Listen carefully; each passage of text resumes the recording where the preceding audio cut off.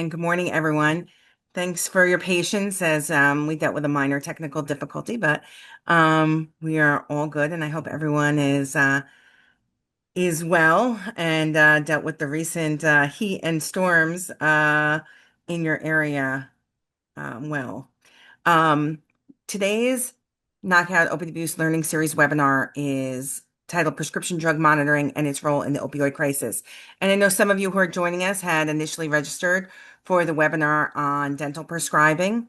So please note that we hope to have this topic covered in the future as our expert faculty had an unexpected emergency. And we apologize for any inconvenience this change may have caused, but I know we're going to have a great presentation today on such an important topic. So, really excited that you could continue to join us. Unfortunately, one um, of these inconveniences is that for any of our EMTs who are on, please note that approval for EMT continuing education credit is still pending for this revised webinar curriculum, and we cannot guarantee it at this time. So if you're on for EMT credit, just wanted to give you a heads up on that. If EMT credit is not approved, we encourage you to join us for our September 10th webinar, where we're going to focus on the role of EMTs as first responders in the opioid crisis. And we are going to have that EMT continuing education credit, or at least it's expected as per usual. In addition, all remaining webinars in this year's learning series are anticipated to offer that EMT continuing education credit. But I just wanted to make you all aware of that. If you're on for EMT credit, right now it is still pending and it is not guaranteed. Today's webinar is designated, however, for one AMA PRA Category 1 credit, one ANCC contact hour, one ACPE contact hour, one AAPA Category 1 CME credit, and one ADA CERP continuing education credit by the American Academy of CME Inc. And for any pharmacist claiming credit, please note that your credit will be uploaded to CPE Monitor within 30 days. The Partnership for a Drug Free New Jersey is also approved by the Board of Certification, Inc. to provide continuing education to athletic trainers. And this program is eligible for a maximum of one Category A CEU. PA Planner Dean Barone discloses that he serves in the speakers bureaus of Ethicon and Johnson & Johnson, and all other planners, faculty, and reviewers have no relevant financial relationships to disclose. All relevant financial relationships have been mitigated. If you wish to claim CME or CE credit, you must do so within 30 days from today's date. After that, we will no longer be able to issue you credit. Today's webinar is jointly provided by the Partnership for a Drug Free New Jersey and the American Academy of CME Inc. and is being held in collaboration with NJ Cares, the Office of Alternative and Community Responses, the New Jersey Office of the Attorney General, and the Opioid Education Foundation of America. And once again, I thank them for their partnership, support, and collaboration on today's learning activity and throughout this year-long learning series. And as I mentioned earlier, we have an excellent speaker today, and I'm so pleased to welcome our expert faculty. Jeffrey Lazick Jr. is the pharmacist and the administrator for the New Jersey Prescription Monitoring Program. He is board certified in both geriatric and ambulatory care pharmacy. And prior to joining the New Jersey Division of Consumer Affairs in 2017, he spent most of his career practicing as a clinical pharmacist in community and outpatient healthcare facilities. And Jeffrey, we are so glad to have you on, and we appreciate you joining us and look forward to your presentation. So I will turn the webinar over to you now. Great. Thanks so much, Angela. Appreciate the introduction. Like Angela mentioned, of course, I'm a pharmacist. I'm the administrator for the New Jersey Prescription Monitoring Program, which will largely be referenced as the NJPMP throughout the presentation. I will be providing an overview of PMPs and, of course, their importance in supporting healthcare professionals and public health officials in mitigating prescription drug abuse, misuse, and diversion. Next slide. To better understand why PMPs exist, we really do need to look back at specific trends that influence the rise of drug overdoses within the United States population. Next slide.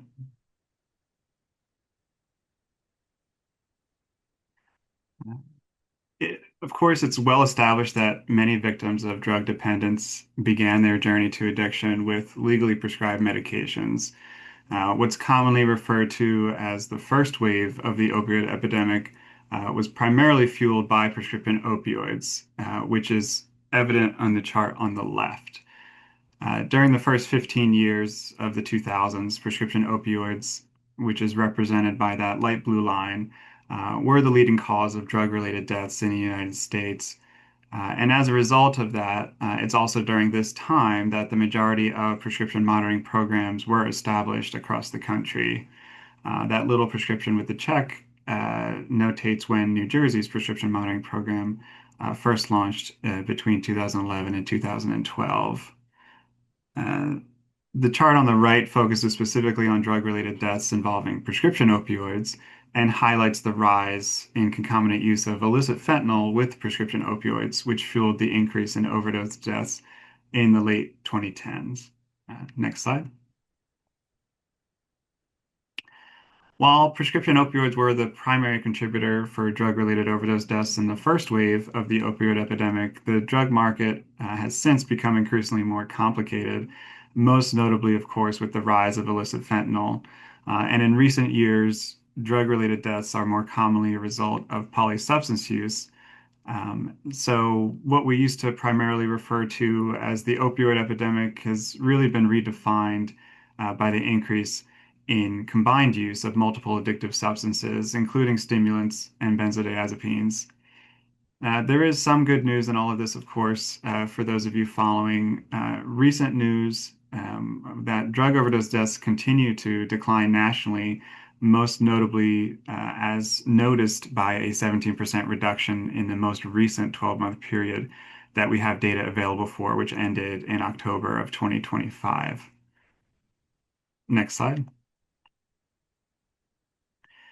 The national trends that we just saw on the previous slides are closely mirrored here in New Jersey. After many years of elevated drug overdose deaths topping 3,000, we have seen precipitous declines in recent years.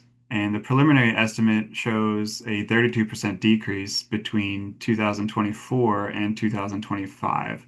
Of course, it's important to note that this data is still preliminary as uh, official cause of deaths are still pending and need to be confirmed by the medical examiner's office. Next slide. So now that we know that the majority of prescription monitoring programs were created in response to that early indicators of the opioid crisis and the involvement of prescription opioids, we're going to take some time to examine the specifics of New Jersey's program. Next slide. The NJPMP has been operational since September of 2011, and since launching has collected over 180 million prescription records to date. The PMP collects dispensation records from all New Jersey licensed pharmacies on an outpatient basis for prescription CDS medications or controlled dangerous substances in schedules 2 through 5, as well as the non-scheduled medications human growth hormone and gabapentin. Pharmacies are required to report dispensation data to New Jersey's PMP on a daily basis, and we receive approximately 32,000 prescription records every single day. It's important to note that we do not collect prescription records from inpatient facilities such as hospitals, long-term care facilities, or any other location where a patient is provided with 24-hour care from a supervised healthcare professional. Next slide. Uh, we talk about prescription opioids, prescription controlled dangerous substances. Of course, in order to do that, we have to make sure that everybody's on the same page with what we're referring to. And of course, those controlled substances were defined by the Controlled Substance Act of 1970 uh, through the DEA's authority, which created 5 drug schedules based upon each substance's medical use, potential for abuse, and safety and dependence liability. Prescription controlled substances, of course, are found in schedules 2 through 5. Notable drugs are listed on the screen, but of course, it's not an all-inclusive list. The majority of prescription opioids are now found in Schedule 2. Marijuana, as you see, is highlighted on the screen. Of course, we know that recent news regarding rescheduling of marijuana uh, is currently underway.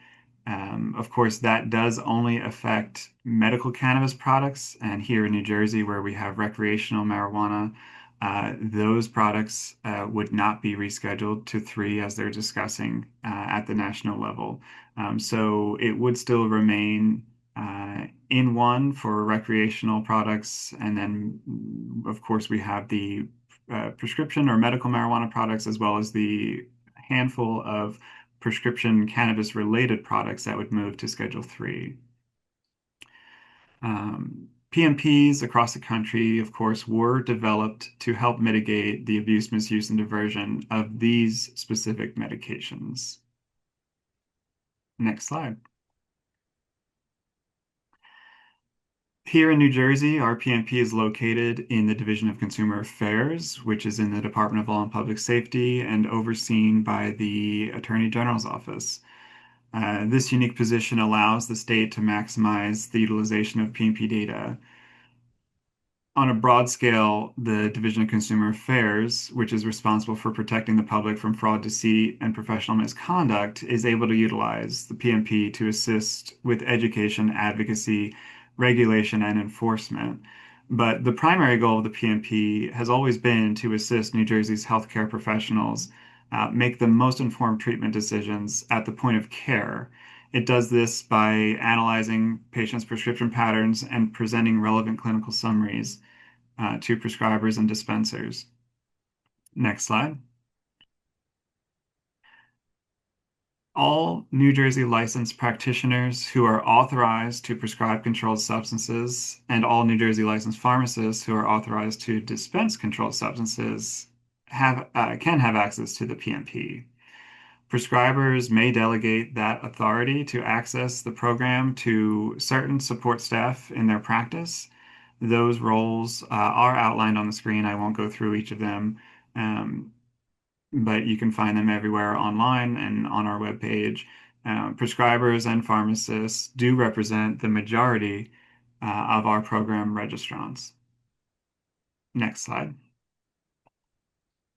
To give you a better sense of the volume of practitioners and, of course, program users in New Jersey, I have here a list of our different licensee groups on the prescriber side. You can see just under 100,000 total practitioners in New Jersey, of which approximately 66% have the authority to prescribe controlled substances. It's important to note that, again, only the prescribers who have a CDS registration in New Jersey are eligible to register for the PMP. So we do have a significant portion of prescribers who are licensed in New Jersey who unfortunately are excluded from eligibility because they do not also have that co-registration to prescribe controlled substances. Next slide. Any New Jersey licensed pharmacist who's engaged in direct patient care, especially those in medication dispensing roles, are eligible to register. As previously mentioned, all New Jersey licensed pharmacies, regardless of their CVS registration status, are required to report dispensation data to us every day within 24 hours of the dispensation. New Jersey has just over 3,400 pharmacies, both in-state and out-of-state. And again, they submit together, on average, around 32,000 prescription records to us every single day. Next slide. We, of course, encourage prescribers to access the PMP every single time prior to prescribing any controlled substance. But state law does dictate when prescribers are specifically required to. And that includes the first time that they prescribe any Schedule 2 medication for acute or chronic pain, the first time that they prescribe any schedule opioid, the first time that they prescribe a benzodiazepine, and then every 3 months thereafter if they continue to prescribe any of those medications. Also, any time that they prescribe a Schedule II CDS for the treatment of pain to a patient in the emergency room, and any time that a patient appears to be seeking controlled substances for any purpose other than the treatment of an existing medical condition. Next slide. State law is supported, of course, by the 2022 CDC clinical practice guidelines, which, of course, also recommend that prescribers use PNPs, um, and that it's specifically documented that they did engage in that interaction with the system prior to prescribing medications to a patient. Next slide. Pharmacists are, of course, also encouraged to check the PNP prior to dispensing any controlled substance, but they're only required to do so if they have a reasonable belief that the patient may be seeking controlled substance for any purpose other than that of treatment of an existing medical condition. Despite having less strict mandatory patient query laws, pharmacists do routinely utilize the NJPNP at a much higher percentage than oftentimes some of the prescriber licensee groups. Next slide. And also to support use of the PNP for pharmacists, of course, it is a critical tool for them to remain compliant with their corresponding responsibility, which is outlined in Title 21 of the Code of Federal Regulations, Part 1306, which states that pharmacists have a corresponding responsibility to ensure that the prescriptions for controlled substances are valid and issued for a true medical purpose. In general, pharmacists are greatly disadvantaged with this responsibility since they often don't have access to patients' medical records and are limited to prescription records processed at the pharmacy where they're practicing. And while the PNP does not include medical records or diagnostic information, it does at least offer a potentially expanded view of the patient's prescription history, which can be used in part to substantiate the validity of new prescriptions presented to them. Next slide. Uh, While prescribers and pharmacists represent the majority of our program's users, we have additional state licensees that are permitted to access the PNP. State and county medical examiners are able to, so long that they verify that the request is for the purpose of investigating a death. And most recently, New Jersey licensed mental health practitioners have been provided access to the PNP as long as they are providing treatment for substance abuse to patients at a residential or outpatient substance abuse treatment center licensed by the New Jersey Department of Health. It's important to note that the term mental health practitioner is statutorily defined and only includes the 6 licensees that are listed on the screen. In addition, those users must obtain written patient consent for them to perform that search and upload that into our system. Next slide. Every state, territory in the country has a PMP. New Jersey is connected to most recently now 23 of those state and territory PMPs. What that does is allow us to communicate with one another, and when our users want to check our specific state, they have the option to also query these other states. Of course, it's very important for a state like New Jersey, where we have a lot of cross-residential traffic between specifically Pennsylvania, New York, and Delaware.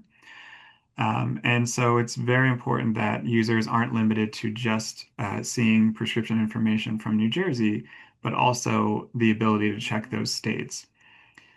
We are connected to, as you see, the majority of the Northeast, Mid-Atlantic, and East Coast regions, as well as some additional snowbird states for us. As you know, that we have a lot of vacationers that leave the state in the winter and travel. Specifically, data shows to Nevada, Arizona, Florida, of course. Next slide. It's also important to note that the New Jersey Prescription Monitoring Program data is often sought by law enforcement and other agencies responsible for enforcing drug-related penalties in this state. Of course, they do not have direct access to our program. They must provide subpoenas when it's law enforcement based or other types of certifications for other state agencies. It's no surprise, of course, that when it comes to law enforcement, that the DEA is the primary agency requesting data from us for investigations. As you can see, the second most requested agency is actually our overdose fatality review teams. Hopefully, most of you on this call are familiar with those. Um, and as you can see, we provide a tremendous number of data to the OFRTs for their overdose fatality reviews. And then coming in third, you see is actually the Division of Consumer Affairs between our Enforcement Bureau and the professional boards. As mentioned earlier, because of where we're located and our program is located, the state is able to use our data to investigate claims of potential misuse uh, by healthcare professionals, and the licensing boards that are also regulated by the Division of Consumer Affairs are able to request such data for purposes of those investigations. Next slide. So now we can go and review the process of how to request a patient's PMP report within the New Jersey system. Of course, the patient query is the hallmark of the NJPMP and allows healthcare professionals to monitor patients' medication consumption and compliance. Of course, can help them make well-informed treatment decisions based on objective data and decrease the possibility of therapeutic duplications and dangerous drug combinations. It's also useful to identify patients who may be displaying behaviors associated with abuse, misuse, and diversion, such as obtaining controlled substances from multiple prescribers or pharmacies, refilling medication early, or utilizing multiple payment types. Next slide. The PMP is accessible through its traditional online portal, which is available at that link, or as most commonly used and accessed now by healthcare professionals with direct integration to your practice site's electronic health records. Next slide. If we were to log in online in the traditional method, you will be presented with this screen. Of course, it is password protected and should be noted that all users who have access to the PNP are prohibited from sharing their login credentials with any other individual. Next slide. Upon logging into the system, users are presented with a dashboard, and this provides them with a list of any patient alerts, a summary of their most recent patient requests, and any recent PMP announcements. The most common announcements that are made do involve fraudulent prescription trends, including known instances of stolen prescription blanks. Next slide. In order to go through with making a request in the system, once you're logged in, you click on the menu button, you present with a drop down, and under the RX search title, you'll see the patient request, which is highlighted there in green. We're going to go ahead and pretend like we're clicking on that button. So next slide. In order to complete a patient request, you have to enter a patient's first name, last name, and date of birth. Patient requests are limited to the most recent 2-year period. As mentioned previously, we are connected to now 23 additional PMPs, so users are presented with the opportunity to select which states they would like to check. Um, Partial searches can be completed so long as you enter at least 3 letters of the first and or last name, and make sure that you also select the partial spelling box beneath those fields. Um, and the most important part, of course, is that you are required to check a box to certify that you are performing this PMP search and accessing this information for the purpose of providing healthcare to or verifying information with respect to a new or current patient. It is tempting, and our users unfortunately have in the past been pushed beyond that temptation to misuse the PMP and use the program to search for celebrities, friends, family. Please be advised that that violates state law. Most recently, we had a case where an APN misused the program to, again, check on an ex-spouse. That was reported to us. It was verified and authenticated. And when it went before the Board of Nursing, they ultimately decided to revoke that APN's license for 2 years, right? Um, that's just one example of many, unfortunately. So those of you out there who have access to the program, please resist temptation of misusing the program. The program audits in real time. We are able to track every query that's performed by all of our users to the second, capturing IP addresses. And so it's very easy to prove when there's misuse of the program. So please, please, all of you out there who are able to use the PMP and have access to it, please only use it to check patients that you are actively engaged in the treatment of. Next slide.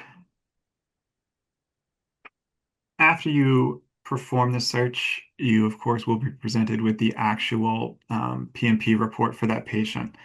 It can look very busy, especially at the top of the report. And it's important to note that there's various sections of this report designed for different people. Some people are more visual, some people just want to look at data. There's different sections of the report that are kind of geared towards those different types of minds. And so if you are more of a visual person and like to see more of a snapshot view, then the top of the report is where you will find the most useful. The section that's highlighted right now in green is our state indicators, which is also known as clinical alerts. Um, that highlights four specific behaviors, which may be problematic and are known to increase the risk of overdose death. Of course, it does not mean that there's anything inherently incorrect with that, and that is to be made by the clinician that's actively reviewing the report. It's just meant to highlight those potential behaviors to make it very clear. Um, we're going to jump to the next slide just to kind of highlight what those behaviors are. And so you can see here we have the exceeds opioids and benzodiazepine threshold, which just means that this patient is actively receiving both opioids and benzodiazepines at the same time.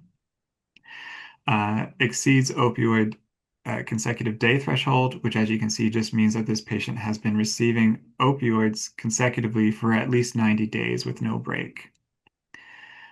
The bottom two, which for this specific patient have not been triggered, is below an MME threshold or the morphine milligram equivalent threshold, which has been set at 90, which of course correlates to the dosage of the opioids that the patient is receiving. And then the final alert is uh, patients who are utilizing multiple prescribers and multiple pharmacies in a short period of time. And you can see that this threshold is set to 4 prescribers and 4 pharmacies in a 90-day period.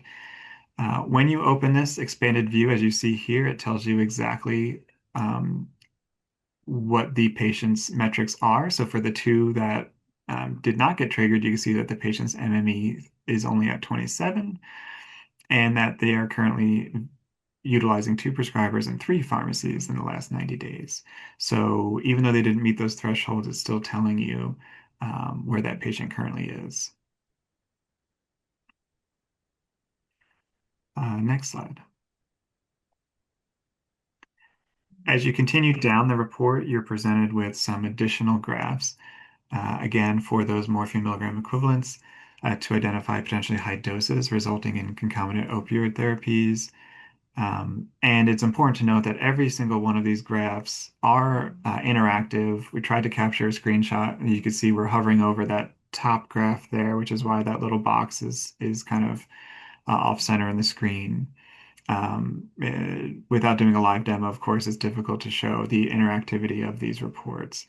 Um, but it's important to note that all of these graphs and information are available to summarize the prescription history for the particular patient that you're reviewing.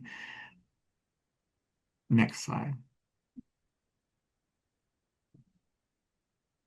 As you continue down, you kind of get to the basic version of the report. This is all the exact same information that was at the top. It's just presented in a more traditional view for those of you out there who prefer to see this kind of basic Excel type view where it's just listing in date order the prescriptions that were filled by the patient and the details of those prescriptions, including the drug, the quantity, day supply, prescriber name, and pharmacy name, as well as how that prescription was paid for.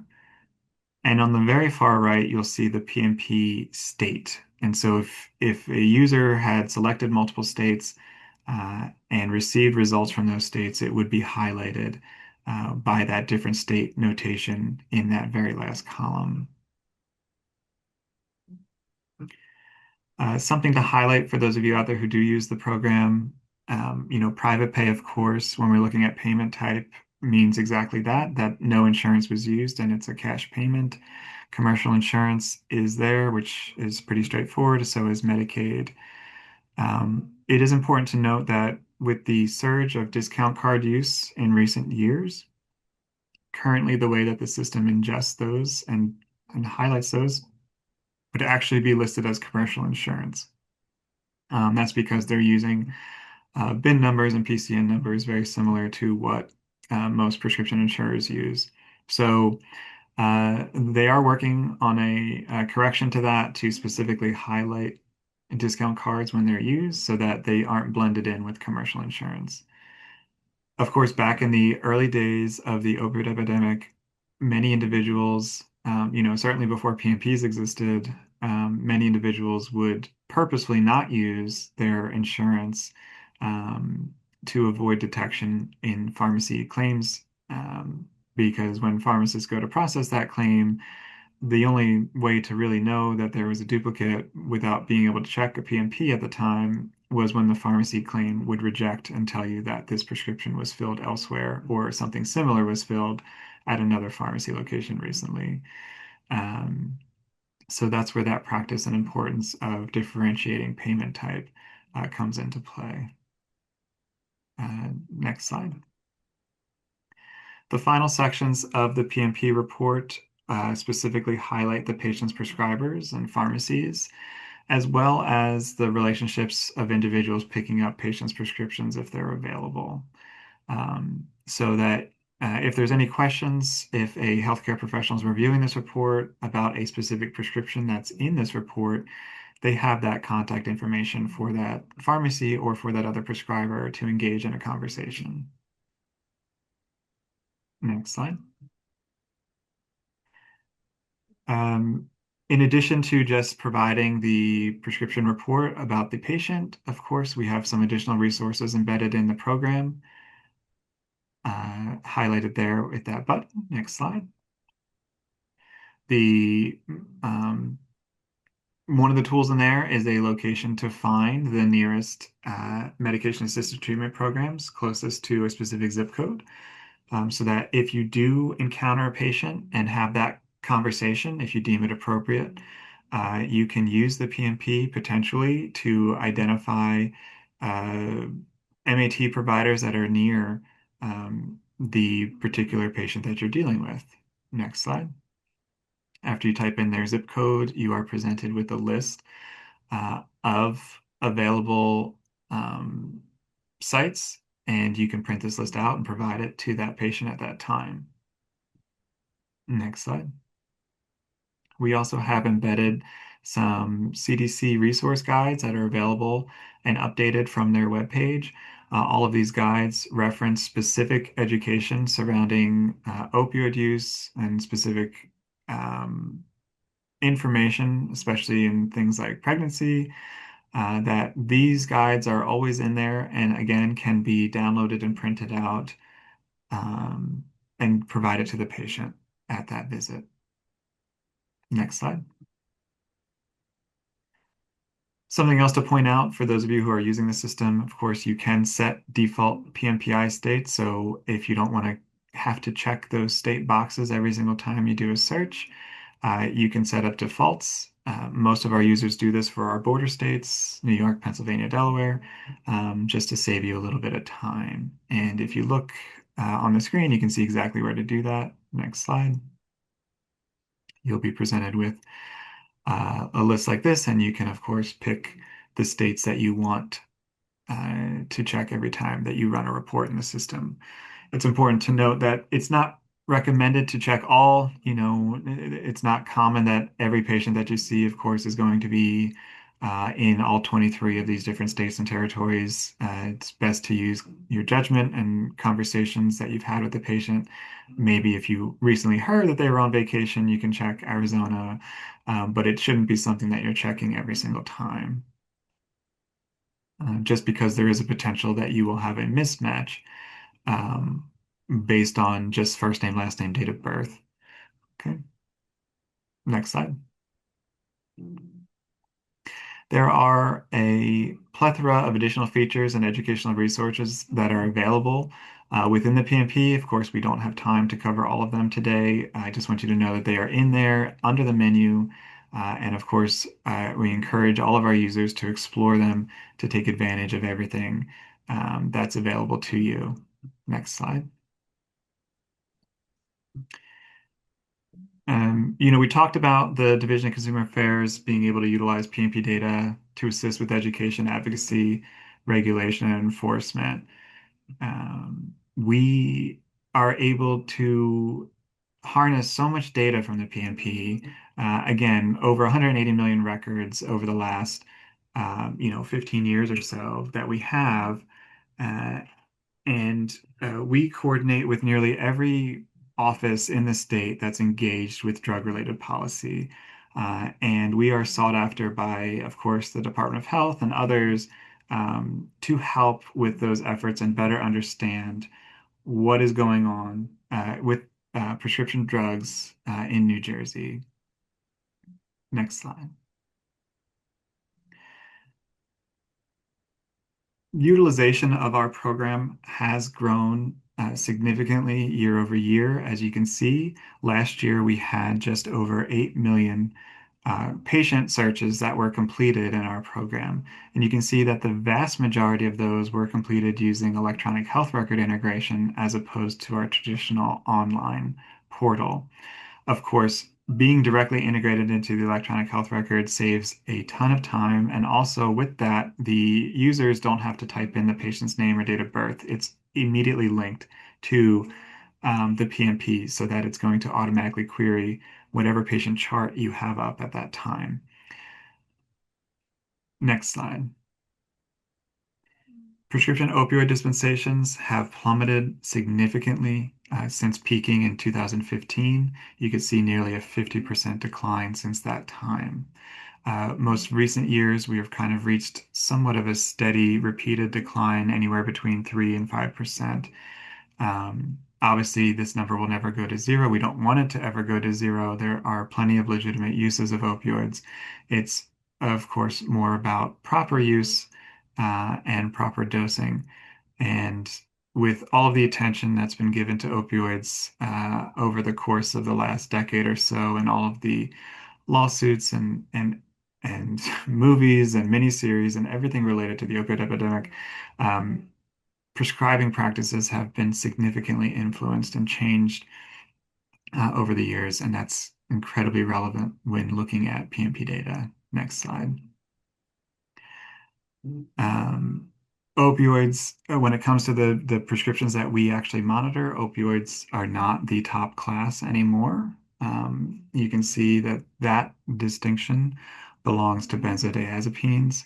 Um, Benzodiazepine use also continues to decline year over year, but not at a significant a rate as the opioids.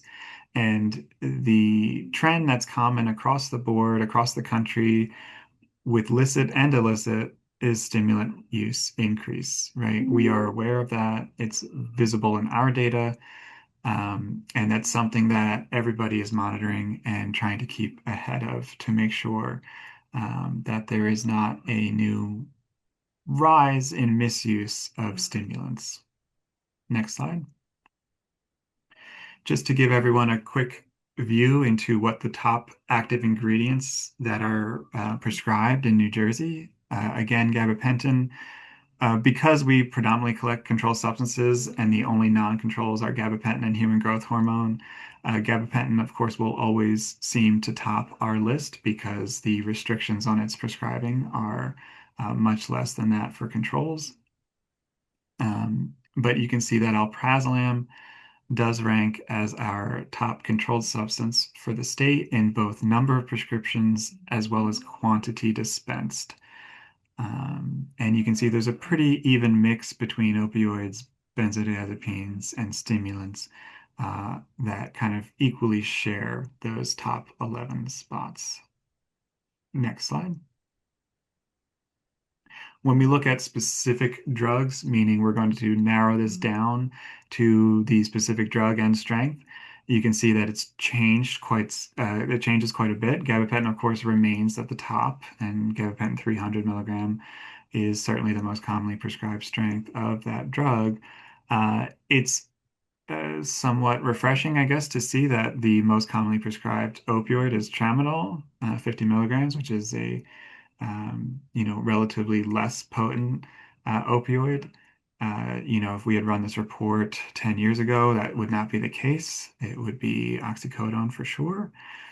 And again, the only other opioid that's in this list is low dose immediate release oxycodone 5 milligram. Again, a somewhat of a benefit to showcase that New Jersey has made tremendous strides in following general guidelines right across the board. You see low dosages of opioids, you see low dosages of benzodiazepines.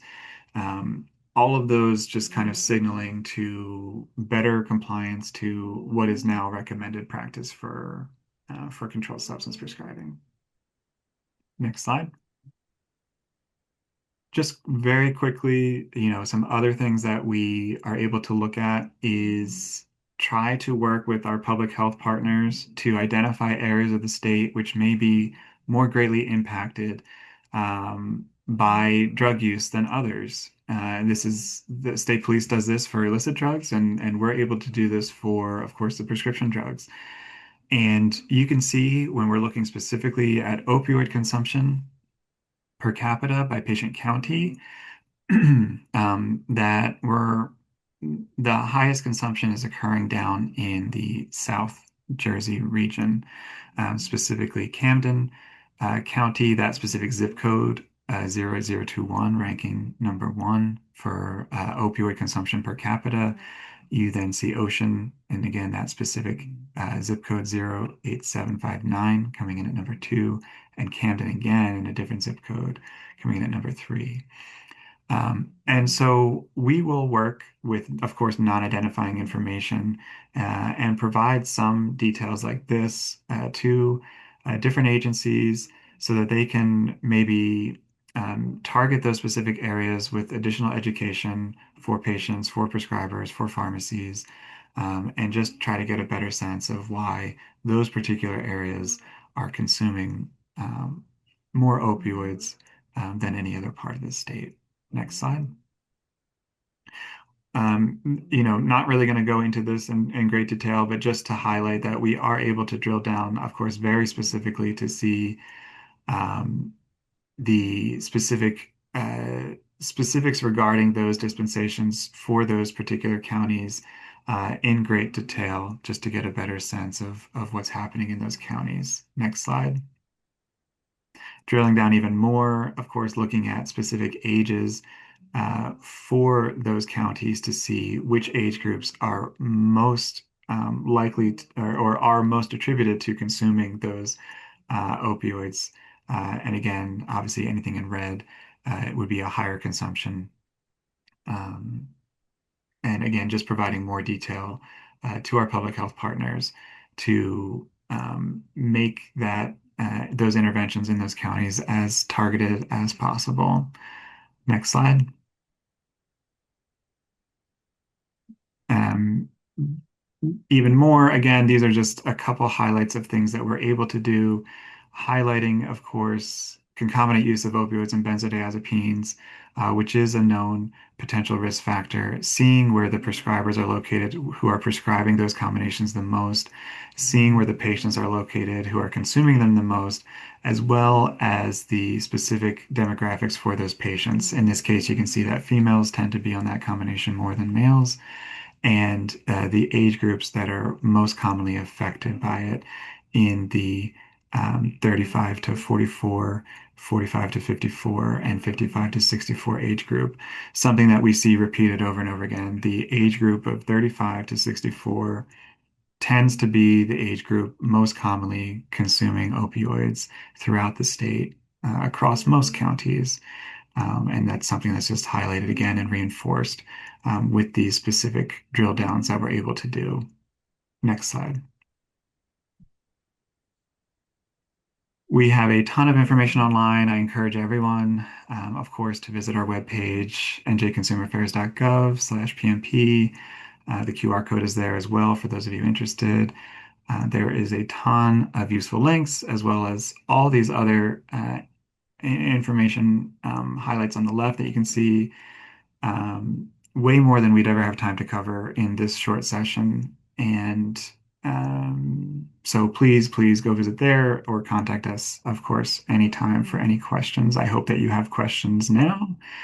Next slide, because it is time to answer questions. So hopefully you've typed some in so that I can answer anything you Yes, might. Jeffrey, we actually have quite a few questions. But before we get to them, I just want to take a moment and just ask everyone to take a moment themselves who's joining us, thinking about all of the information we learned today and how it can help to improve patient care and prevent diversion as we look to how we can be addressing the opioid crisis in each of our individual professions. Because I think there's so much information. It's great to take a moment and just reflect on that. But Jeffrey, I have some quick questions for you just to clarify a few things that were in in your slides. You reference OIG. Um, could you Uh, just clarify? sure. A subpoena that was with law enforcement. That's the Office of Inspector General, just a major agency, federal agency that requests PMP data for drug-related investigations. Perfect. And then there was a comment and question made that you noted that it requires at least three letters of a person's last name to access PMP. What if that person's last name only has two letters? Any plans to update? So it should, as long as you're not, the only time you have that three-letter limit is if you select that partial search button, right? So if it is only two letters, you don't need to select the button and it will work just fine. But if you're specifically selecting the partial search, which you have to specifically select, it will require you to type in three. But if it's a two-letter name, you wouldn't type partial search and it would work just fine. Okay, perfect. And then you had a slide, it had a list of default interconnect. Why is New Jersey not part of this list? Uh, So New Jersey is automatic, right? So, if you don't select any of the other states, when you log into New Jersey PNP, you're only checking New Jersey, right? So unless you click those buttons for those other states, you're always going to check New Jersey. You have no option to not check New Jersey. That's going to always be the default. And then if you want to check those other states, you would just pick those buttons for those other states, and it would add them to New Jersey. Great. And then can you address who can access the system? Can anyone access the system is the question. Yeah, so again, just the on the user side and healthcare professional side, again, it's only the prescribers who have a CDS registration. So you have to first be licensed in the state in some sort of medical license. And then secondary to that, you have to have a CDS registration if you're a prescriber. And if you're a pharmacist, It's really any pharmacist that's licensed in New Jersey who's practicing in a direct patient role. And then there's a few offsets of that. We talked about the mental health user roles, but there's limited to those six. Again, everything focuses back on being, you have to be some sort of New Jersey healthcare professional. And then the only other group really is the medical examiners who perform autopsies for the state. All right, thanks. And then there's a question. Is it common practice that a pharmacist would reach out to a provider if the pharmacist has concerns? And how and should that be documented? Yeah, I mean, obviously, if a pharmacist ever has a reasonable doubt or questions about the prescription that they're presented with, they should most certainly contact the provider to seek clarification. Again, we talked about that corresponding responsibility outlined um, at the federal level, and so it is in the pharmacist's best interest to do so. Now, that prescriber may be cooperative or may not be, right? And the pharmacist does have the authority to reject filling that prescription if they do not deem that it's appropriate to do so.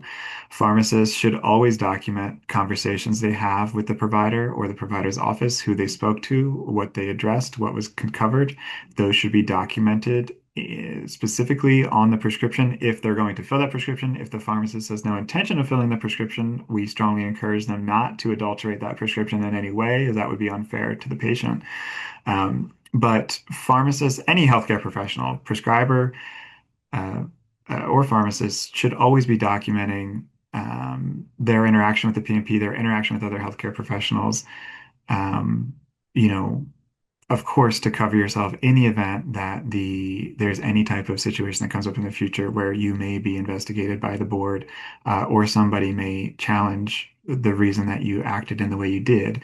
Always remember, and of course, side that you are the experts to make those decisions, right? So as long as you have things well documented and clinical rationale, it's very difficult. And when I observe cases in the boards and I see investigative inquiries, it's very difficult to overrule clinical judgment because, the providers and healthcare professionals in those situations are the best to make those decisions. But that caveat there is it has to be documented somewhere, right? You can't just then be making it up on the fly 2 months later that you would have done this or you would have done that. Documents have saved so many healthcare professionals over the years that I've seen by documenting those situations. So that is the best advice and the number one rule for all professionals is always to document your interactions and your decisions, especially if it's something that may be questionable or deemed questionable down the line. I think we have come to the end of our time. We only have about 2 minutes left. I'm going to give you a minute to think about a final thought to share with all of our attendees. Um, But I want to just thank you for your presentation and thank everyone who joined us today. I hope that you can join us for our next presentation on September 10th. But Jeffrey, I'll give you the last minute. If you could just a final thought, for all of those who are on from New Jersey and from other states in the country. Sure. Um, Happy to see, by the way, in the comments that your EMT CE was approved. So that's great news for all the EMTs on the line. Um, it- what I want to highlight, something that we hear all the time and something that happens all the time with PMPs, is sometimes there is a negative connotation with PMPs on the healthcare provider side or even just general. Um, because some providers, and really just even in the opioid prescribing space or dispensing space, right? There was a period of time not long ago where obviously there was a lot of litigation and a lot of attention given to prescribing practices, dispensing practices around opioids. And many providers and healthcare professionals out there felt that they were being unfairly targeted. Um, and I certainly share in your sentiment and kind of that feeling of what it felt like to be practicing during that time. Uh, what I want to say is that the PNP is a tremendous tool to help prevent those situations. What I can tell you all is if any of you out there are engaged in practicing and involved with controlled substances, do not minimize the importance of the PMP. Of course, there is a legal requirement for many of you to use it, right? And so don't forget that. And that is certainly going to come back to hurt you if you're not. But even if you don't, when we have our professional board prosecution section or the Enforcement Bureau or anybody at any of the other professional boards reviewing cases related to prescribing practices or dispensing practices, the first thing they jump to is our program to see, are they using it? How many times are they using it, right? So when they see high utilization of the program, that is an immediate benefit for everybody involved. Besides being just statutorily required, you should want to do that, right? To protect yourself, to protect your patients, right? There's so much information right there available to help you to make your life easier, and to help you, to help your patients. So just remember that, and don't brush off the importance of the program. And if you have any questions about it, we're always available. We have a great team here. Please reach out to us.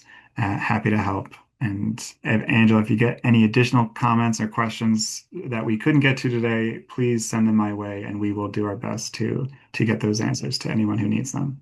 Absolutely. Thank you, Jeffrey. And I know we do have some very specific questions that I think would be best directed to you that are in the chat. So we'll make sure we put an email address that you can send those questions to in your post-event email that you'll be getting today. It'll also include link to a recording of this presentation and a copy of the slides. Once again, thank you, Jeffrey. Excellent presentation. Such important and detailed information, but I think it can help anyone who is on with us today. And again, once again, thank you to everyone who joined us and hope to see you on September 10th. Enjoy the rest of the summer, everyone, and be well.